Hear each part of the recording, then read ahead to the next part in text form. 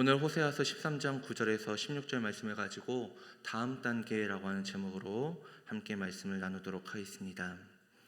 우리 삶의 모든 과정에는 모두 다 다음 단계라고 하는 것이 존재합니다. 시작하니까 바로 끝나는 것이 아니라 그 과정들을 거쳐서 우리는 마침내 중간 그리고 마지막에 도달하게 되는 것이죠. 자동차를 운전할 때도 그렇습니다. 우리가 생각하면 그곳에 도착해 있는 것이 아니라 우리는 차에 시동을 켜고 그리고 녹색불에는 페달을 밟아 앞으로 나아가고 또 빨간불이 있으면은 우리는 멈추서면서 그렇게 목적지에 도달하게 됩니다. 그런데 이러한 것이 우리의 신앙생활에도 여전히 유효하고 신앙생활에도 작동하는 원리라는 것이죠.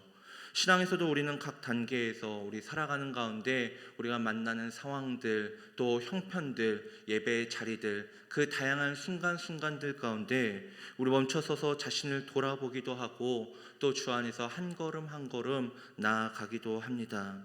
그런데 우리가 이 단계를 무시하고 스스로 목적지를 설정하고 하나님 주님께서 말씀을 이렇게 하시지만 내 삶 가운데 이렇게 은혜를 베풀어 주시면 나는 저기로 가고 싶습니다라며 스스로 목적지를 설정해버린다면 혹은 방향을 바꾸려고 한다면 어떻게 될까요?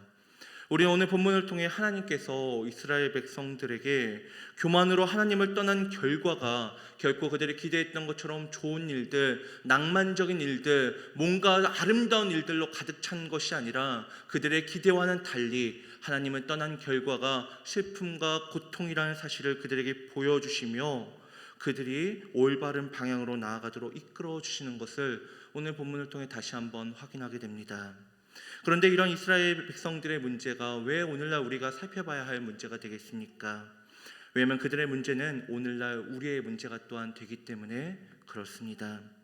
인생에서 성공을 추구하다가 하나님을 의지하지 않고 스스로의 능력과 계획만으로 모든 것을 결정하려는 유혹이 이스라엘 백성들에게만이 아니라 우리에게도 있다는 것입니다.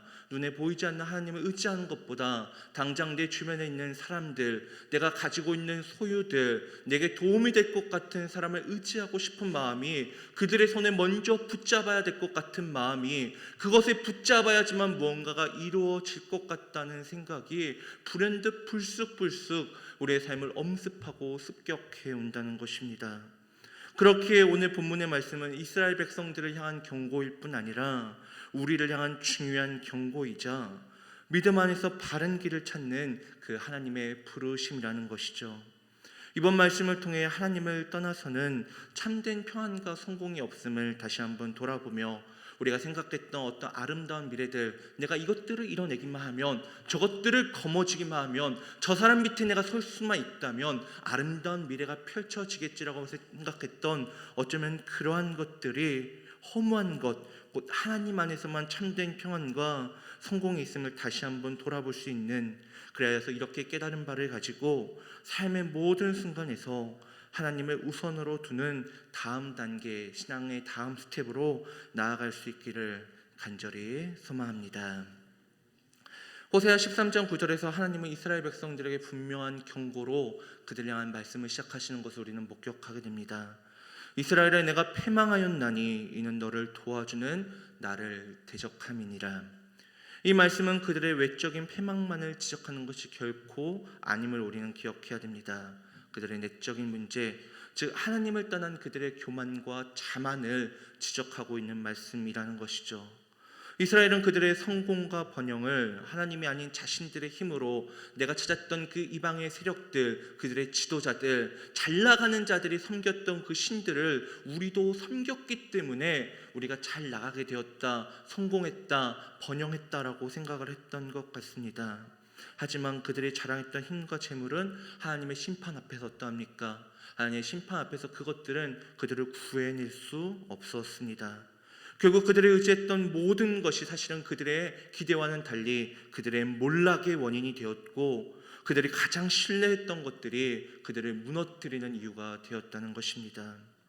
이스라엘의 강력한 지파였던 에브라임도 그들의 교만함 때문에 몰락의 길을 걸었던 것을 우리는 사실 지난번 호세아 말씀을 통해 살펴보았습니다. 호세아 13장 1절을 보면 에브라임이 말을 하면 사람들이 떨었도다. 이만큼 강력한 힘을 가지고 있던 자들의 결과가 어떠합니까? 그가 이스라엘 중에서 자기를 높이더니 바알로 말미암아 범죄함으로 망하였거늘이라고 말하고 있는 것을 우리는 목격하게 되지 않습니까? 한때 강력했던 그 이스라엘 지파, 남들 부럽지 않았던 그 지파가 결국 우상 숭배와 교만으로 인해 쇠락의 길을 걷게 되었다는 것입니다. 그들이 하나님께 순종하며 나아갔을 때는 하나님께서 그들과 함께 하셨고 하나님께서 그들을 지켜주셨지만, 그들이 하나님을 떠나자 우리 스스로 잘할 수 있어, 우리도 힘이 있어, 우리도 가진 것이 있어라며 스스로 서려고 할 때 그들이 하나님을 등지고 바알 숭배에 빠지면서 그 강력함은 도리어 무너지기 시작했다는 것입니다. 성도 여러분, 우리가 이스라엘 역사를 통해서 무엇을 배울 수 있습니까? 우리도 세상을 살아가다 보면 종종 하나님이 아닌 다른 것을 의지하려는 유혹을 받을 때가 있습니다. 실제로 우리도 이스라엘처럼 자신의 능력, 재물, 사람들의 인정을 의지하며 살아가려는 그 경향들이 주변에 있는 사람들, 우리 주변에 있는 지천에 널려있던 사람들이 하나님을 믿지도 않는데, 하나님을 찾지도 않는데, 예배라고는 드리지도 않는데, 저들이 잘 나가는 모습들, 부유한 모습들, 세상에서 내놓아하는 그 모습들을 볼 때마다 우리의 마음 가운데서도 신앙생활이 정말로 유효한 것인가? 말씀을 읽는 것이 과연 효과적인 것인가? 내가 지금 주님을 향해서 애타게 부르짖는 것이 과연 우리 삶에 어떠한 결과를 낳는가 하는 유혹과 시험들이 우리 삶 가운데 불현듯 몰려들 때가 있지 않습니까? 우리는 자주 하나님의 말씀을 그리하여 뒤로하고 세상의 성공을 추구하며 스스로를 지키려 할 때가 있습니다. 내가 그렇게 해내지 못했다면 내 자식들을 통해서라도 그것들을 누리려고, 나는 못했으니까 내 자식이라도 성공해서라도, 내 배우자라도 성공해서라도, 나의 손자 손녀들이라도 성공해서라도 내가 누리지 못했던 것들을 마침내 거머쥘 수만 있다면 내가 그것으로 인해 사람들의 인정을 받고 행복을 누리고 나의 노년이 평안해질 것이라고 하는 마음이 우리의 마음 가운데 물밀듯 밀려올 때가 있지 않습니까? 그러나 우리가 잊지 말아야 할 것이 무엇입니까? 오늘 본문이, 그리고 성경에 우리에게 누누이 말하는 것처럼 하나님을 떠난 성공은 결코 진정한 평안과 만족을 주지 못한다는 사실입니다. 기억해야 합니다. 하나님을 떠난 것이 온전히 우리에게 평안을 주지 않는다는 것이 아닙니다. 하나님을 떠난 그것에서 우리는 어쩌면 평안을 누릴 수 있을지 모릅니다. 기쁨을 발견하게 될 것입니다. 우리의 마음은 잠시 쉼을 줄 수 있을 것입니다. 그러나 하나님을 떠난 성공은 진정한 평안과 만족을 주지 못한다는 것이죠. 한시적이고 불완전하다는 것입니다. 물론 우리는 이러한 사실을 너무나도 잘 알고 있습니다. 그렇지 하나님만이 우리의 진정한 평안이시지, 우리가 수차례 부르는 그 찬양의 가사와 같이 우리가 모였을 때마다 서로 고백하는 것처럼, 집사님, 권사님, 하나님만이 우리의 평안이시죠, 장로님, 주님께서 나와 함께하여 주십니다라고 우리는 수없이 고백하면서도 왜 우리는 이토록 자주 유혹과 공격에 넘어집니까? 오늘날 우리가 살아가는 사회에서 어쩌면 끊임없이 우리를 향하여서 더 많은 성취와 성공을 요구하는 그 상황 가운데서 하나님을 의지한다는 것이 어쩌면 우리로 하여금 참으로 버겁게 하고 있는지도 모릅니다. 그래야 많은 성도들이 몰라서가 아니라 알면서도 그것으로 수없이 노래했으면서도 수없이 그렇게 입술로 고백하고 서로에게 그렇게 말해왔으면서도 막상 정작 삶에서는 경제적인 문제, 자녀 교육, 사회적 지위 등 다양한 삶의 영역에서 하나님보다는 자신의 노력과 지혜로 문제를 해결하려고, 자신의 평안을 닦아내려고, 노년의 그 기쁨을 얻어내려고 아둥바둥 어쩌면 살아가고 있고, 어쩌면 우리가 이 자리에 앉아있기 직전까지, 오늘 이 자리에 나오기 전까지도 우리는 그것들을 위해 열심히 또 시간을 보내오지는 않았습니까? 그러나 우리가 아무리 성공을 추구하고 높은 지위에 오르더라도 당장 이러한 것이 우리에게 어떠한 하나님을 멀리하게 만들진 않을지 모르지만, 하나님을 잊고 교만하게 된다면 그 모든 것은 결코 무너질 수밖에 없다는 것을 우리는 기억해야 합니다.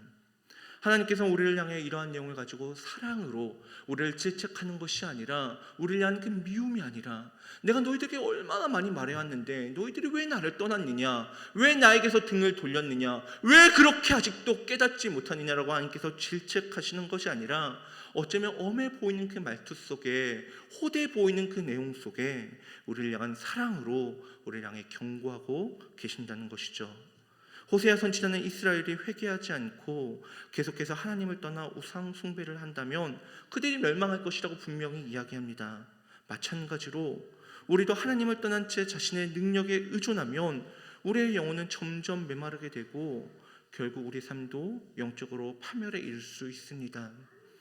성도 여러분, 우리가 하나님의 도우심을 필요로 한다는 사실을 기억해야 합니다. 하나님은 우리의 그저 단순히 부족함을 채워줄 수 있는 것, 우리의 모자란 것들을 조금 보충해 줄 수 있는 그 정도의 존재가 아님을 우리는 떠올려내야 합니다. 우리는 그분 없이는 아무것도 할 수 없는 존재입니다. 우리의 삶의 어느 순간 그렇게 된 것이 아니라 우리는 태어났을 때부터 생득적으로 모든 것을 알 수 없고 모든 것을 해낼 수 없는 무기력하고 무능하며 무지한 자들로 애초에 지어진 자들입니다. 따라서 우리의 삶에 하나님은 선택이 아니라 필연적으로 있어야 하는 분이라는 것이죠. 따라서 우리의 삶에서 하나님을 등지고 나아간다면 그 결과는 패망할 수도 있는 것이 아니라 패망일 뿐이라는 것입니다. 그분이 우리의 창조주시며 우리의 모든 필요를 채우시는 분임을 따라서 우리는 잊지 말아야 합니다. 하나님을 떠난 삶은 결국 공허함과 불안 속에서 허우적거릴 수밖에 없습니다. 세상이 같이와 유혹에 빠져 하나님을 멀리하는 것은 당장에는 우리의 삶을 빛내는 것처럼 보이지만, 우리의 삶을 당장은 편하게 하는 것처럼 보이지만, 어떻게 우리를 만들어주는 것처럼 보이지만, 하나님을 멀리하는 것은 결국 이스라엘처럼 멸망의 길로 인도할 뿐입니다. 그러나 하나님은 우리가 멸망의 길로 가기를 원치 않는다는 것입니다. 그분은 우리에게 돌아오기를 바라시며 우리가 교만을 버리고 겸손히 하나님께 나와 그분만을 의지하며 살아가기를 원하십니다. 잠언 16장 18절 말씀, 우리가 잘 아는 말씀을 우리에게 무엇이라고 소개합니까? 교만은 패망의 선봉이요 거만한 마음은 넘어짐의 앞잡이니라 라고 말하고 있지 않습니까? 교만한 자는 하나님의 도우심을 거부하고 스스로의 능력에 의존합니다. 나는 할 수 있다, 난 해낼 수 있다, 저 사람도 하는데 내가 못할 것이 무엇이냐, 봐라 내가 하니까 된다라며 스스로의 능력을 의존합니다. 하지만 하나님의 경고는 언제나 사랑에서 비롯된 것입니다.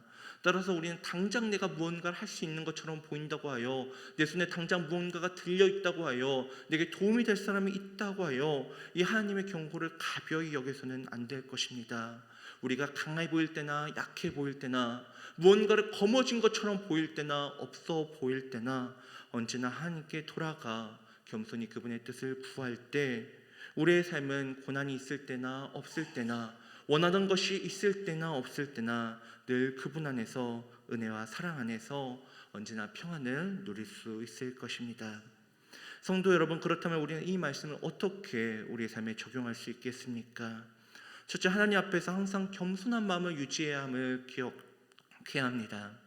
우리가 성취한 모든 것이 하나님 없이 이루어진 것처럼 착각하지 말고 매일 하나님께 도우심을 우리는 간구해야 합니다.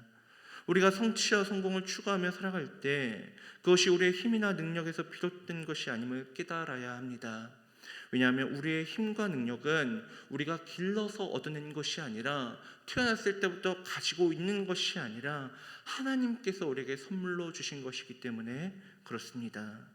이처럼 우리가 이러한 사실을 깨닫고 인정하며 일상의 작은 일들까지도 하나님께 맡긴다면, 하나님을 의지하며 살아간다면 앞서 말했던 것처럼 우리는 진정한 평안을, 하나님께서 나와 함께 하시는구나, 나를 붙들어 주시구나, 남들이 봤을 땐 지금 내가 연약해 보이지만, 부족해 보이지만, 없어 보이지만 하나님께서 나와 함께 하신다, 내가 지금 많은 것을 거머쥐었지만, 내가 대단한 데 소속되어 있지만, 누가 나를 돌보주고 있지만 그것이 내게 능력이 아니라, 내가 이것을 언제 잃을까만 노심초사하는 삶을 사는 것이 아니라, 나와 함께 하신 하나님, 내게 결코 잃어버린 바 되지 않을 그분이 나와 함께 하심으로 말미암아 우리는 언제나 평안과 기쁨을 경험할 수 있다는 것입니다.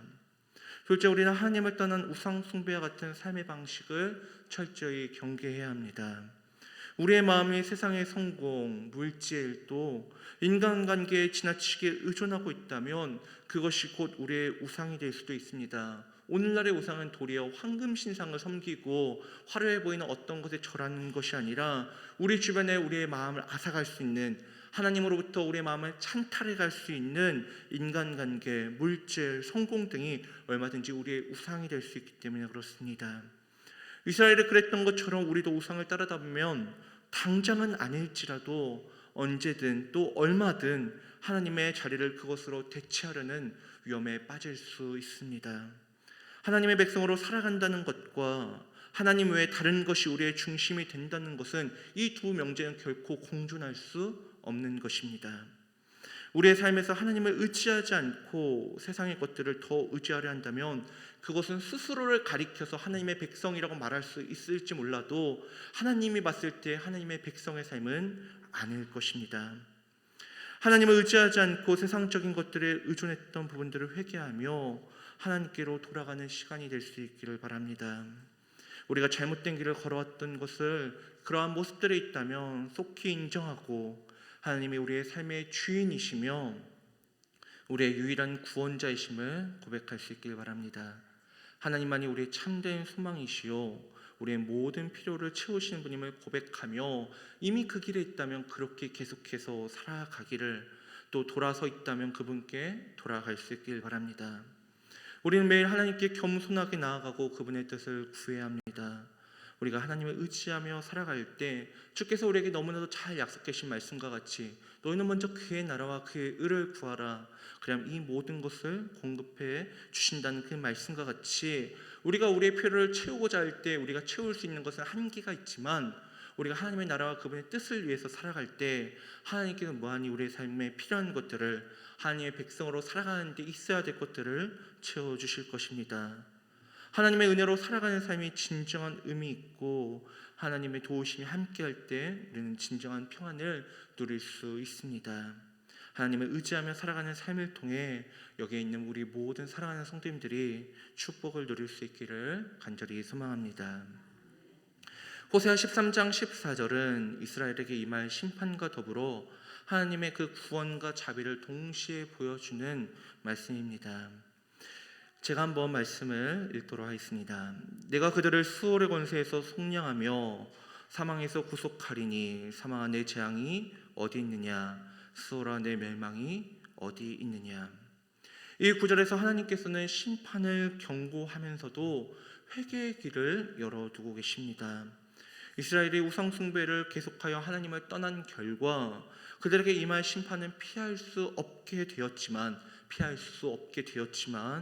하나님께서는 여전히 자비의 손길을 내미십니다. 이는 하나님의 심판이 단순히 그들을 벌하기 위한 것이 아니라 그들을 돌아오게 하기 위한 마지막 기회임을 시사하고 있다는 것이죠. 이 구절에서 언급된 수월과 사망은 우리가 생각하는 단순히 육체적으로 숨을 쉬지 않는 그 육체적인 죽음 그 이상을 의미합니다. 여기서의 수월은 영적인 멸망, 곧 하나님과의 영원한 단절을 상징하며 사망은 영적인 죽음, 곧 하나님과의 관계가 끊어진 상태를 뜻합니다. 이스라엘은 하나님을 떠난 결과 영적인 죽음의 위기에 처해 있습니다. 그러나 하나님은 그들이 돌이키기만 한다면 수월과 사망의 권세에서 구원할 준비가 되어 있음을 그들에게 밝히 이야기하십니다. 이러한 구원의 약속은 단순히 조건 없이 모든 것을 허락해 주는 것이 아닙니다. 이스라엘의 철저한 회개와 그 변화된 삶을 요구하는 조건부 약속인 것입니다. 성도 여러분, 이 말씀은 우리에게도 중요한 의미를 전달하고 있습니다. 우리가 하나님을 떠날 때 당장 표면적으로는 어떠한 일도 일어나지 않는 것처럼 보입니다. 아니, 도리어 더 우리가 잘 사는 것처럼 보이기도 합니다. 주일날 예배 오지 않고 우리가 일자리에 나가서 조금이라도 한 푼이라도 더 버는 것, 주일에 우리가 교회에서 예배 드리는 것이 아니라 한숨이라도 더 자는 것, 우리가 교회에서 누군가 때때로 만나고 싶지 않은 다른 성도를 만나는 것보다 내 친구들, 우리의 사랑하는 부모님들, 내 지인을 만나는 것이 어쩌면 우리의 당장에 우리의 삶을 풍요롭게 해주는 것처럼 보이기까지 합니다. 그러나 사랑하는 성도 여러분, 우리가 하나님을 떠날 때 영적인 죽음의 위기가 찾아온다는 것을 우리는 반드시 기억해내야 합니다. 하나님과의 관계가 단절될 때 우리의 영혼은 점점 메말라가고 결국은 사망의 길로 나아가게 되기 때문입니다. 그러나 하나님의 은혜는 여전히 이러한 우리를 향해서도 열려 있다는 것입니다. 하나님은 우리가 그분께 돌아올 때 왜 이제 돌아오느냐, 끝났다, 나는 한 번 너 잘못한 자를 더 이상 용서해 줄 수 없다라면 내치시는 것이 아니라 그분께 돌아오는 모든 자들에게 영적인 그 죽음에서 구원하겠다라고 약속하십니다. 이 자비와 구원의 약속은 단순히 이스라엘에게만 해당하는 것이 아니라 오늘날 우리에게도 동일하게 적용됩니다. 하나님은 우리가 죄에 빠졌을 때조차도, 우리가 진노의 자녀였을 때조차도 회복과 구원을 약속하시며 우리가 돌아오기를 바라신다는 것이죠. 이 구절은 또한 바울이 고린도전서 15장 55절에서 인용하며 그리스도 안에서 죽음이 더 이상 우리를 지배하지 못한다는 승리의 선언으로 이어집니다. 바울은 사망한 너의 승리가 어디 있느냐, 소망한 내가 쏘는 것이 어디 있느냐라고 외치며 그리스도를 통해 우리에게 영원한 생명이 주어졌음을 확신 있게 선포합니다. 이처럼 하나님께서는 우리의 죄와 죽음을 이기고 새 생명을 주시기 위해 구원의 길을 열어두신 것입니다. 예수님의 십자가 사역은 하나님의 자비가 단순한 약속에 그치지 않고 실현된 사건임을 우리에게 보여줍니다. 그러나 이스라엘은 어떠하였습니까? 그들은 하나님의 그 구원의 기회를 거부하였습니다. 호세아 13장 15절에서 16절 말씀에서는 이스라엘이 끝내 우상 숭배에 빠져 회개하지 않았기 때문에 그들에게 임하게 될 심판의 결과에 대해서 언급하고 있습니다. 괜찮아요. 우리 15절과 16절 말씀을 이 시간 함께 읽어보도록 하겠습니다. 시작. 그가 비록 형제 중에서 결실하나 동풍이 오리니 곧 광야에서 일어나는 여호와의 바람이라. 그의 근원이 마르며 그의 샘이 마르고 그 쌓아둔 바 모든 보배의 그릇이 약탈되리로다. 사마리아가 그들의 하나님을 배반하였으므로 형벌을 당하여 칼에 엎드러질 것이요 그 어린아이는 부서뜨려지며 아이벤 여인은 배가 갈라지리라. 아멘. 이 말씀이 우리에게 보여주는 것이 무엇입니까? 그들의 불순종이 결국 무서운 파멸로 이어진다는 것을 우리에게 보여주는 것이지 않습니까? 이러한 이스라엘의 심판은 단지 육체적인 고통을 넘어 영적인 파멸을 포함합니다.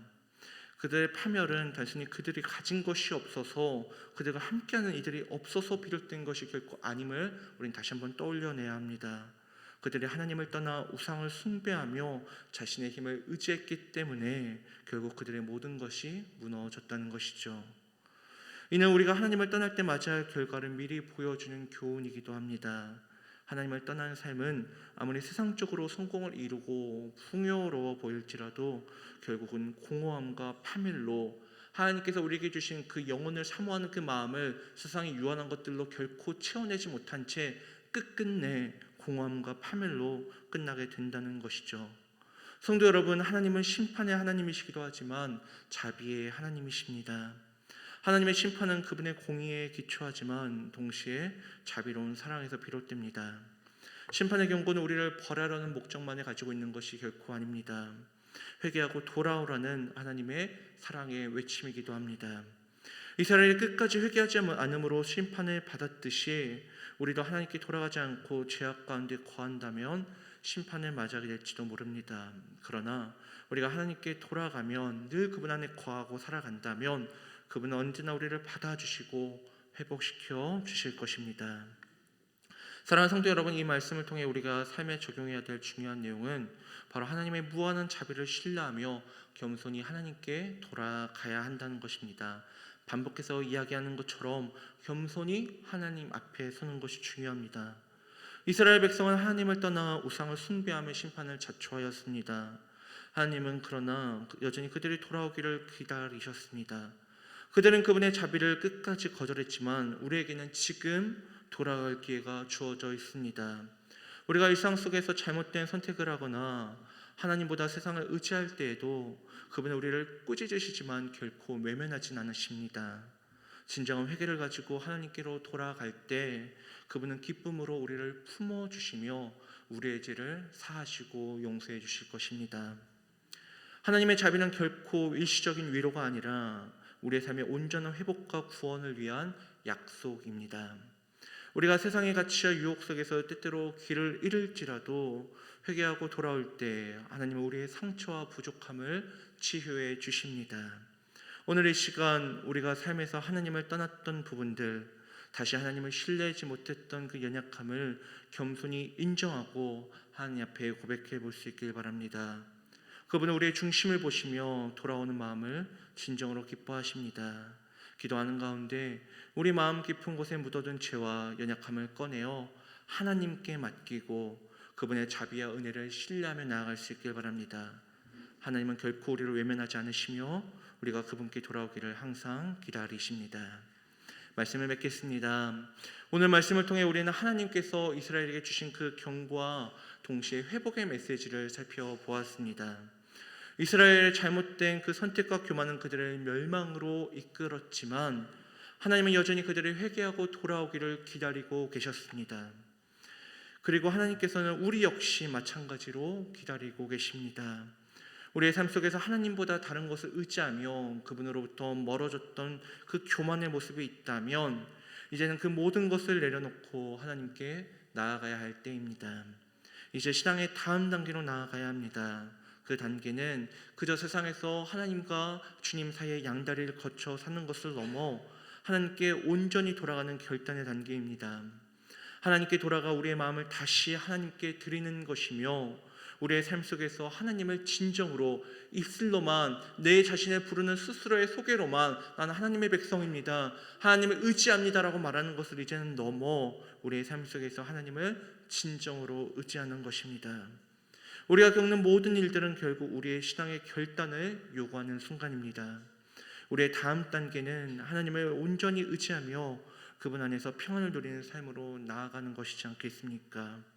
남은 한 주 동안 우리의 마음 가운데 교만이 있거나 하나님을 멀리하는 것이 있다면 온전히 내려놓고 하나님만을 의지할 수 있길 바랍니다.